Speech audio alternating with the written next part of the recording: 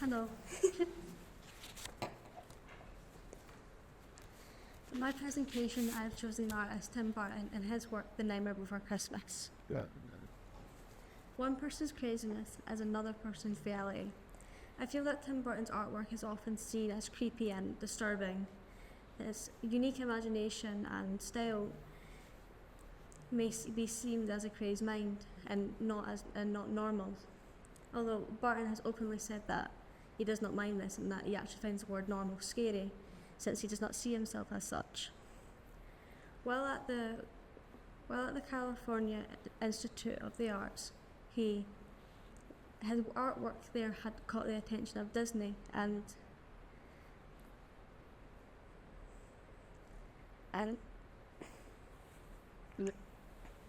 they had hired him as an animator.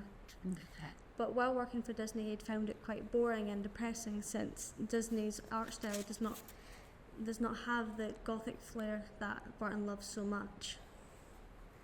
While working on The Fox and the Hound for Disney, he was also working on his own gothic characters, such as Edward Scissorhands, Beetlejuice, and Jack Skellington. From a very young age, Burton had loved Hammer horror films, and I loved Hammer horror films because of the style, monsters, and the odd humour that they carry. Along with also because of Hammer horror films, he found inspiration in Vincent Price, who's an actor who acted in some of the films, and he inspires Burton greatly. Many people believe that Frankenweenie was Burton's first project, but in reality, Vincent, a short stop-motion film, was Burton's first work. Vincent was actually based on and took inspiration from Vincent Price, who lent his voice to the short film as well.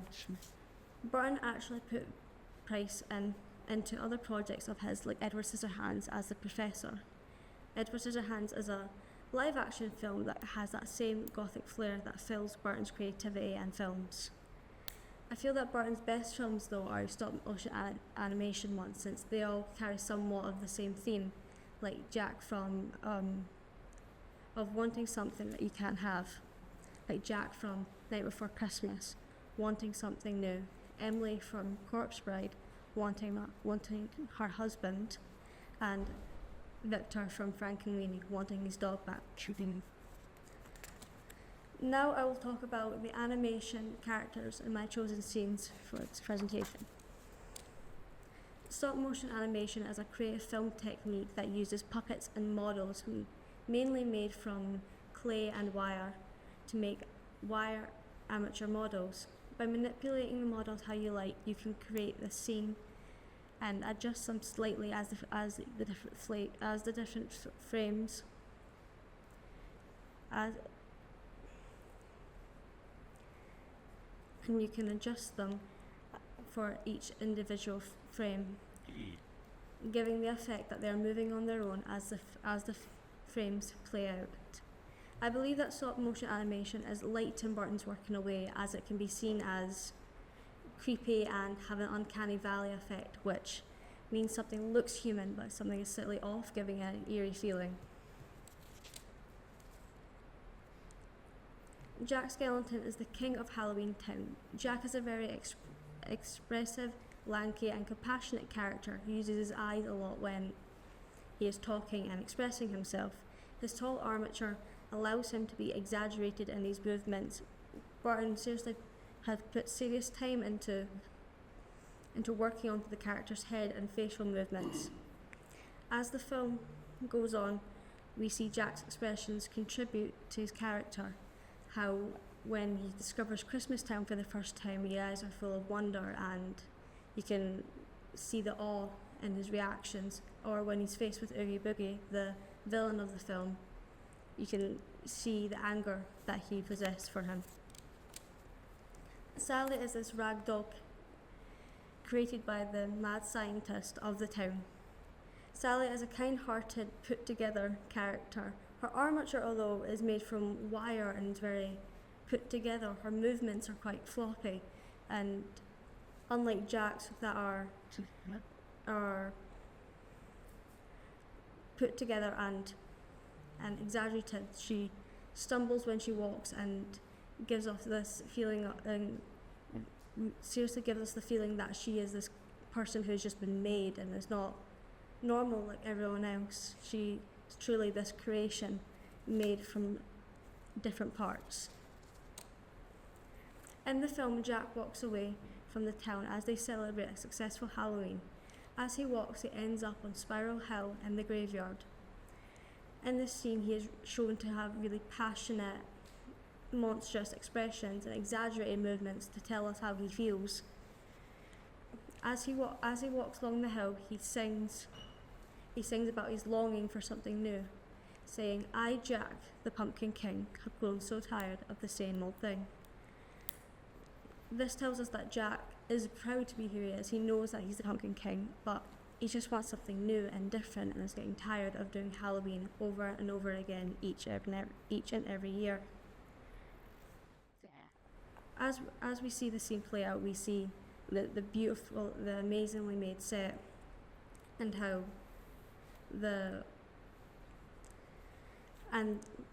you see this amazing set, and how it is laid up of all the materials, such as like the graves and different things that make the scene this truly horrible, creepy graveyard, and how the lighting brings focus to Jack, and how it makes the scene come together and come alive, much like the hill as Jack walks upon it.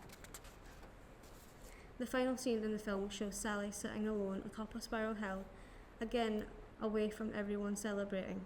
Her melody from her song, Sally's song, plays out in the background, and her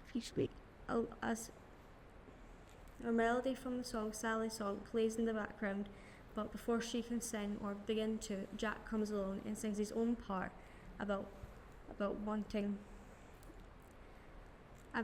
wanting to join her by her side.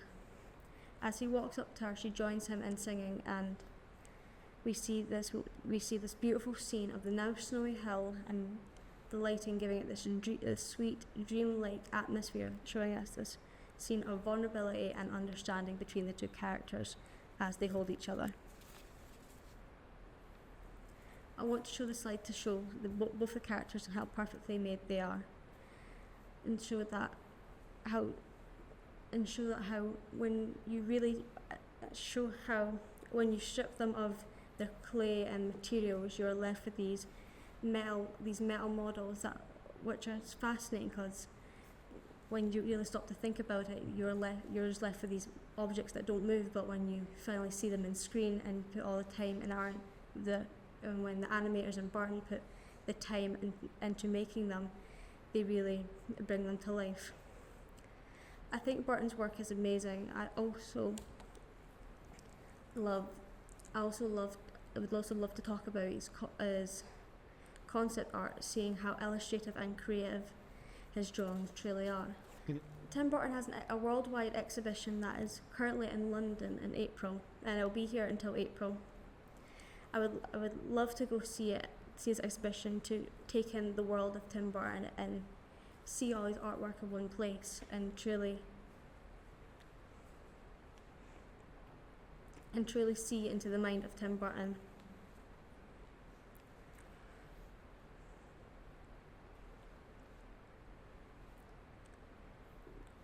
To conclude, I would like to say that I adore the work of Tim Burton, and I think his artwork is truly amazing. I hope that one day I could be like Jack and open a door to somewhere new, and create something amazing, or even become the next Tim Burton. Any questions?